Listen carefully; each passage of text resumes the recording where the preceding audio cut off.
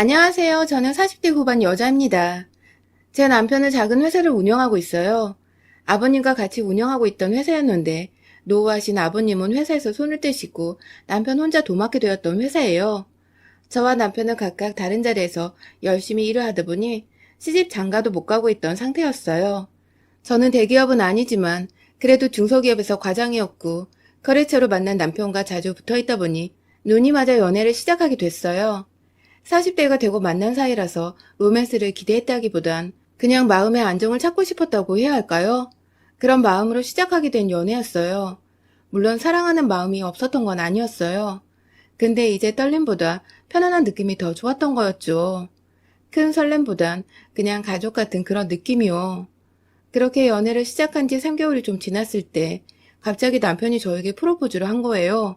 남들이 생각하는 비싼 레스토랑 뭐 이런 건 아니었지만 차 안에서 정말 진심을 담은 말들로 저를 감동시켜줬어요. 그렇게 저는 남편의 마음을 받아줬고 빠르게 결혼 준비를 해서 초고속으로 결혼식을 하게 되었습니다. 아무래도 늦은 결혼이다 보니 주변 반대는 없었어요.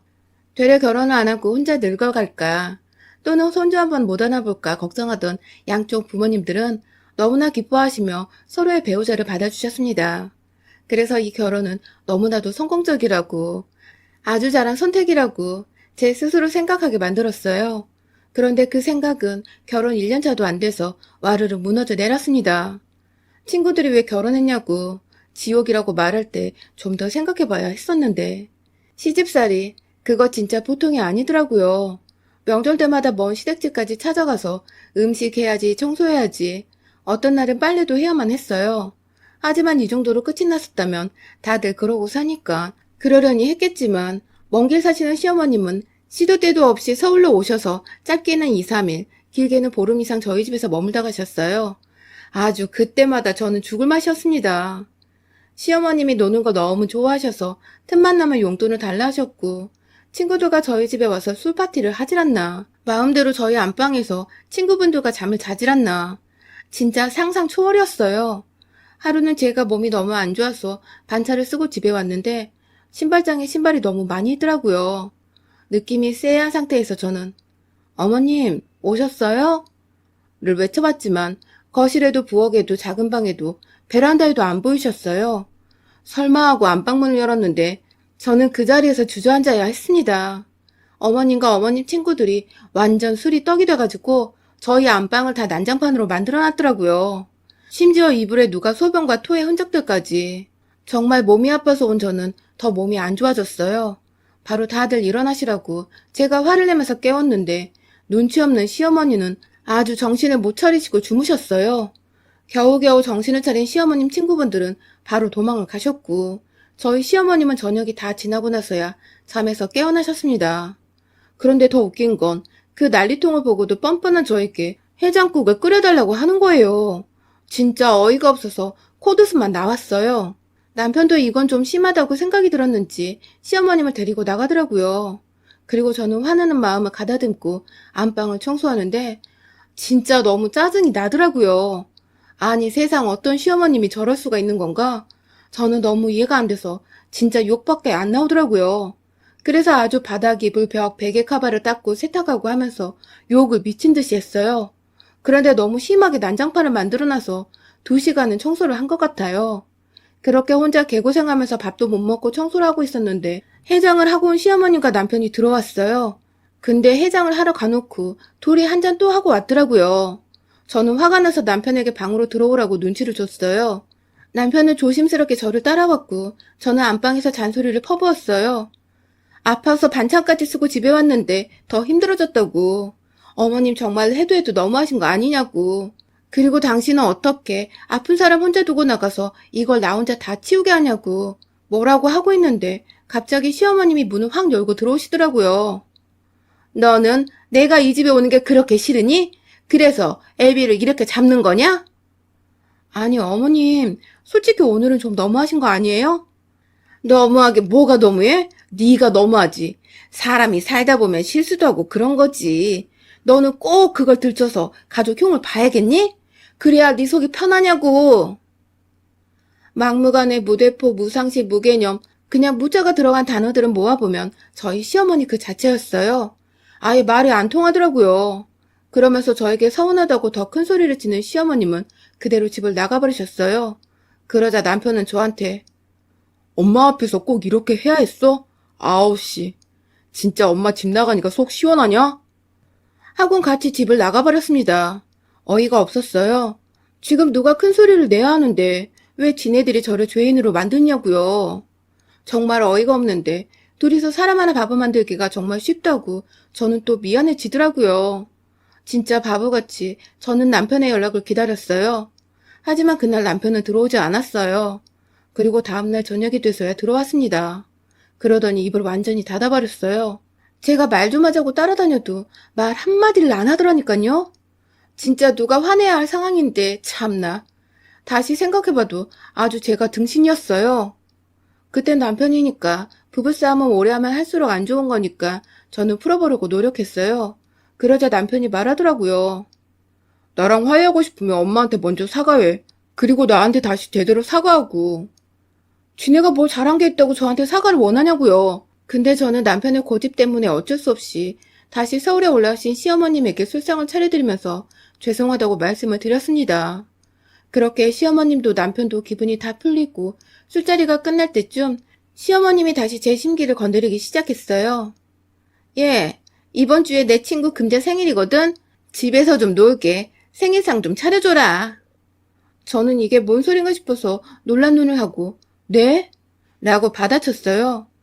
들었지만 듣지 못한 척하고 싶었고 잘못 들은 거라고 제 자신에게 말해주고 싶었어요. 하지만 시어머님은 한 번 더 저에게 금자 생일상 좀 차려달라고.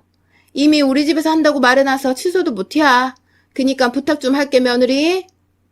우리 집? 아니 아들 신혼집이 어떻게 우리 집이 될 수 있는 거냐고요. 게다가 이 뻔뻔함은 대체 어디서 나오는 거고요. 진짜 저는 순간 빡침이 확 올라갔지만 최대한 얼굴 표정을 숨기려고 노력했어요. 하지만 표정이 완전 굳어버렸고 시어머님은 정색을 하면서 또 저한테 왜? 싫으냐? 잘못했다고 술상까지 차려놓고 사과하더니 다 뻥이었어? 완전 이거 노리고 저한테 화낸 거 아니냐고요. 저는 그렇게밖에 생각이 안 들더라고요. 제가 대답을 제대로 못하자 남편이 상밑으로 저를 발로 툭툭 차기 시작했어요. 그러더니 자기가 대신 대답하더라고요. 에이, 이 사람이 잘 준비해드릴 테니까 다 데려와. 걱정 말고 내가 술도 다 사놓을게. 그치 여보? 준비 잘 해줄 수 있지? 진짜 해줄 거냐? 네 입에서 대답 좀 듣자. 어쩔 수 없이 저는 알겠다고 말을 해버렸어요. 아니, 지네 집에서 하면 되지. 아무리 아들 집이라고 해도 남의 자식인 며느리를 그렇게 막 부려먹어도 되냐고요. 심지어 가족 생일상도 아니고 왜 남의 가족상을 제가 만들어야 하냐고요. 하나부터 열까지 진짜 다 마음에 안 들기 시작했어요. 이런 마음을 남편에게 말을 해봤지만 어머님이 체면을 많이 생각하시니 잔말 말고 잘 차려드리라고 말하더라고요. 그래서 당신이 차려보라고 말했는데 괜히 부부싸움만 더 커져버렸어요. 제가 집에서 노는 사람도 아니고 똑같이 일해야 하는데 부당하게 저만 시집살이를 해야 한다는 사실이 솔직히 진짜 억울했어요. 하지만 한국 정서가 그러한 만큼 저도 어쩔 수 없는 부분이라고 스스로 위로하면서 세뇌를 시켰어요. 그때라도 때려쳤어야 했는데 바보 같았죠. 그렇게 어머님 친구분의 생신날 저는 회사에 월차까지 쓰고 음식을 만들려고 했는데 완전 제대로 회사 일이 터져버려서 급하게 시장에서 음식을 사서 차려놨어요. 이것도 진짜 노력한 거예요. 그리고 솔직히 제가 만든 것보단 전문가들이 만든 음식이 훨씬 맛있잖아요. 그리고 엄청 푸짐하고 다양하게 준비해놨었거든요. 그런데 시어머님과 친구분들이 아주 지랄을 하더라고요. 이럴 거면 내가 왜 집에서 먹자고 했겠니? 너는 생각도 눈치도 없는 거니? 어떻게 너는 시애미 친구들한테 이런 성의 없는 음식을 내올 수가 있어? 그러더니 상을 다 엎어버리셨어요. 아니 뭐가 문제냐고요. 제가 음식을 사왔다고 말한 것도 아니고 최대한 예의를 지키려고 노력했는데 왜 저러는지 저는 도저히 이해를 하지 못했어요. 아니 제가 오늘 회사에 일이 있어서 시간이 좀 모자랐어요. 또 말대꾸. 그러더니 시어머님이 제 입을 때리시는 거예요. 어이가 없어서 순간 머리가 멍했는데 친구분들이 킥킥 웃더라고요. 그러더니 시어머님은 저에게 카드라도 내놓으라고. 준비를 제대로 못했음 돈이라도 쓰라면서 제 지갑을 막 뺏어가셨어요. 제가 이건 좀 아니라고 말을 하니까 주먹으로 제 뺨을 때리더라고요. 저는 진짜 충격이었어요. 시간 쓰고 돈 쓰고 정신없이 준비했는데 결과물은 뺨이라니 정말 속상했습니다. 그런데 시어머님은 그냥 제 카드를 들고 가버리셨어요. 그리고 집에 덩그러니 남은 저는 시어머니 엎어버린 상을 치며 눈물을 뚝뚝 흘렸습니다. 이러려고 한 결혼이 아닌데 분명 난 행복하기 위해서 결혼을 선택한 건데 너무 불행하니까 모든 게 다 후회스럽더라고요. 그런데 이 일은 여기서 끝나지 않았습니다. 저는 집을 대충 정리하고 버려진 음식물들을 쓰레기 봉투에 넣어 버리러 나갔어요.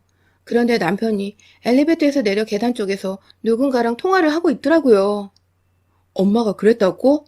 아무리 그래도 그건 좀 심했다. 처음엔 시어머니하고 통화하는 줄 알았어요. 그런데 엄청 웃으면서 남편이 자기야? 라고 말을 하더라고요. 처음엔 내가 잘못 들었나 싶었는데 그게 아니었어요. 아니, 엄마는 아무리 저 사람을 내치고 싶어도 그렇지 그렇게까지 하냐고. 그래서 자기 엄마는 생일 재밌으셨대? 저는 그때 뭔가 머리가 띵해졌어요. 남편은 제가 보는 줄도 모르고 계속 통화를 하더라고요. 그래서 저는 바로 핸드폰을 켜서 녹음 버튼을 눌렀어요. 우리 엄만 남의 돈으로 노는 게 제일 재밌다면서 선영이 카드까지 가져갔대. 아주 신나서 나한테 전화했던데? 아, 그래? 때리기까지 했대? 아니, 그걸 보고 웃는 것도 참. 두 분 성격 참 고약하다니까? 저는 다리가 후들후들 떨려서 진짜 주저앉고 싶었는데 겨우겨우 입을 막으면서 다시 집으로 들어왔어요. 그리고 한 15분 정도 멍하니 앉아있는데 남편이 들어오더라고요. 나왔어. 엄마 친구분 상 잘 차려드렸어? 알면서 뭘 물어? 일 끝나고 지금 왔는데 내가 뭘 알아? 아니야, 잘 끝났어. 내 카드 들고 나가셨는데 그거 정지된 카드인데 잘 놀고 계시려나 모르겠네. 저는 집에 들어오자마자 어머님이 가져가신 카드를 다 정지시켜버렸어요. 제가 봤을 땐 이미 저희 관계는 끝난 거나 마찬가지였거든요. 남편은 바람을 피고 시어머님은 일부러 작정하고 저를 괴롭히고 이걸 제가 다 알면서 참을 이유가 없으니까 이제 제대로 내가 이 사람들을 괴롭혀주고 버려야겠다 싶었던 거였죠. 뭐? 엄마 그걸로 비싼 룸 잡고 술 드시고 계신다던데 너 제정신이야? 모른다더니 왜 알고 있어? 당신 나한테 거짓말한 거야? 완전 황당한 남편은 말을 버벅대면서 헛소리를 하더라고요. 아니 그게 아니라 엄마랑 들어오기 전에 잠깐 통화했지. 너가 카드 줬다고 술집 들어간다고. 저는 빵 터졌어요. 남편 표정이 아주 겁먹은 쥐새끼 같았거든요. 긴장 풀어. 당신이 가서 술값 내주면 되지 뭐. 지금이라도 가봐. 내가 돈이 어딨어. 이번 달에 카드값도 간당간당한데 자기가 가서 좀 내줘라. 엄마 얼마나 놀라시겠어. 내 엄마도 아니고 자기가 정지된 카드를 물어보지도 않고 가지고 가신 건데 뭐 친구분 생일이니까 그 딸내미가 와서 내주겠지. 뭐 우리가 걱정할 게 있어? 야, 걔 백수야. 지가 없다고. 내가 월세도 내주. 멍청하게 지 입으로 아주 술술 풀더라고요. 월세? 너 진짜 제대로 두 집 살림했냐? 그냥 단순한 바람인 줄 알았는데 남편은 두 집 살림 중이었어요. 저는 완전 충격을 받았어요. 그래서 바로 남편의 핸드폰을 뺏어서 최근 통화 목록에서 방금까지 통화한 이대리에게 전화를 했어요. 역시나 전화를 받은 사람은 여자였어요. 이름만 이대리로 저장되어 있고 상간녀가 맞았던 거예요. 자기 집에 들어간다더니 안 들어갔어? 필요 없고 네가 올래 우리가 갈까? 참고로 내가 가면 니네 집에 나만 아는 살림살이 없을 거야. 그러자 얼마 안 돼서 상간녀는 저희 집에 도착했습니다. 남편은 그 와중에 그 여자 옆에 앉았고 그 여자는 뭐가 그렇게 당당한지 팔짱을 끼고 저를 빤히 쳐다보고 있더라고요. 저는 두 사람에게 어디서 어떻게 만났는지 물었어요. 여기서 정말 기가 찼어요. 그 둘을 이어준 사람이 바로 두 사람의 엄마들이었어요. 유부남인 걸 알면서 서로의 자식들을 이어준 거예요. 금자라는 어머님 친구분의 딸이었던 상간녀는 얼마 전에 이혼을 한 돌싱이었다고 하더라고요.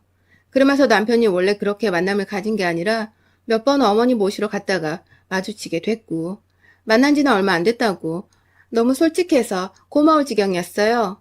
진짜 멍청해도 이렇게 멍청할 수가 있나. 그런데 그 여자는 너무 당당하게 저한테 뭐가 문제가 있냐면서 사랑하는 게 죄는 아니잖아? 라는 거예요. 그래서 제가 당신 바람피다 걸려서 이혼당했죠? 어떻게 알았어요? 화들짝 놀라면서 말하는데 진짜 이런 골빈 놈들이랑 얘기하는 내가 다 한심하게 느껴지는 거 있죠? 그런데 이 여자 단단히 미쳤더라고요. 우리 엄마 생일 파티 해준다고 했다면서 왜 안 되는 카드를 줘요? 얼른 가서 돈 내줘요. 너 진짜 대가리가 비었니?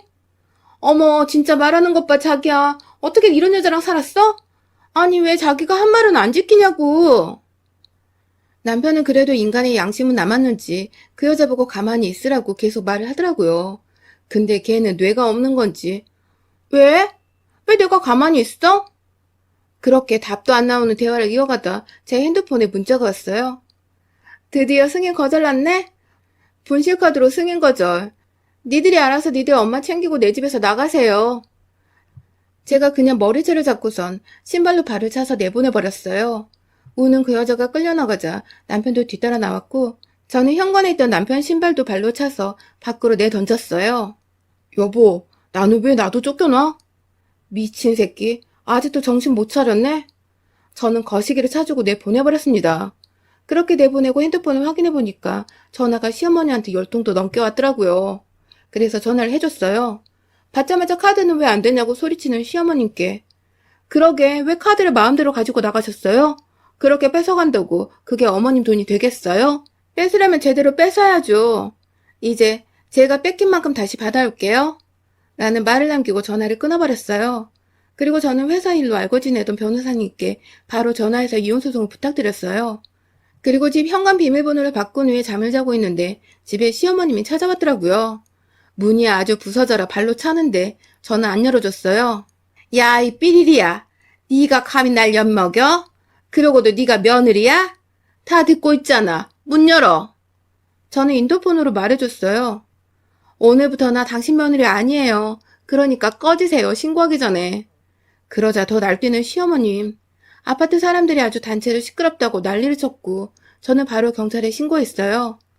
저는 경찰분들에게 시어머니에게 맞아서 멍든 곳을 보여주면서 가정폭력 피해 사실을 알렸고 결국 시어머님은 술이 취한 상태로 경찰서에 잡혀가셨습니다. 그 후 저는 가정폭력으로 시어머님을 신고했어요. 전에 친구들한테 보내준다고 찍어놨던 거랑 병원에서 치료받은 적이 있었는데 그러한 것들을 다 제출했어요. 그리고 남편 상간녀에게도 고소장을 보냈습니다. 그러자 금자 아줌마가 와서 남편이 알면 큰일 난다며 취하를 붙어가더라고요. 그래서 저는 그 집에 아예 찾아가서 그 상간녀 아버지랑 만나서 다 알려줬어요. 그러자 아주 제대로 혼내주겠다고 하더라고요. 자기는 이미 포기했다고 그러면서 그 금자 아줌마도 같이 집에서 쫓겨났어요. 상간녀랑 그 상간녀 엄마가 제 머리채를 잡으려고 시도하다 문을 열고 나오는 아버지한테 걸려서 진짜 제대로 욕을 먹고 저는 유유히 빠져나와 집으로 돌아갔습니다. 그리고 저희 회사와 거래처였던 남편 회사는 이쪽 업계에서 저와 이혼했다는 사실이 퍼졌고 그 이후도 소문이 나 몇몇 거래처와 거래가 끊겼고 저희 회사랑도 결국 계약을 종료하게 됐어요. 솔직히 제 일이라기보단 남편의 일 처리를 제가 항상 도와줬었는데 이제 그걸 해줄 사람도 없을 뿐더러 회사 돈을 몰래 상간녀랑 쓰고 있다가 아주 난리가 나서 회사가 뒤집어졌었거든요. 그래서 자금이 부족해 일 처리를 못해서 남편은 거래처에서 소송을 당했고 결국 회사까지 넘어가 버렸어요. 이게 소송 중에 있었던 일이었는데 뭔가 잘못됐음을 깨달은 남편은 저에게 무릎을 꿇으면서 용서해달라고 빌었지만 저는 받아주지 않았어요. 이미 미운 정도 다 사라진 상태였거든요. 애초부터 기대가 없던 사랑이어서였는지 정리는 아주 깔끔하게 됐습니다. 그래서 저는 차분히 재판을 진행할 수 있었고 결국 세 사람에게 위자료를 받아낼 수 있었습니다. 아주 속이 시원하더라고요. 한번 저를 찾아와서 깽판을 치려고 했던 시어머님은 그동안 제가 봐줬던 것도 모르고 저한테 폭력을 쓰려고 하다가 된통 당하고 돌아갔어요. 제가 CCTV 없는 저희 회사 건물 안에서 아주 뺨을 제대로 날려줬거든요. 그리고 말해줬죠.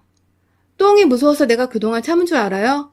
더러워서 참아준 거지. 더 험한 꼴 당하기 싫으면 찾아오지 마세요. 안 그럼 무슨 짓을 해서라도 당신이랑 당신 아들 인생 망가뜨릴 테니까. 그 후로 멍청한 그 사람들은 제 앞에 나타나지 않았어요. 원래 화를 안 내던 사람이 화를 한 번 내면 정말 무섭잖아요. 제가 그러니까 제대로 겁을 먹었나 봐요. 진짜 한 번 더 눈에 띄면 저는 제 모든 걸 걸어서 그 인간들한테 더한 지옥을 보여줄 거예요. 여러분의 생각은 댓글로 남겨주세요. 오늘도 시청해주셔서 정말 감사합니다.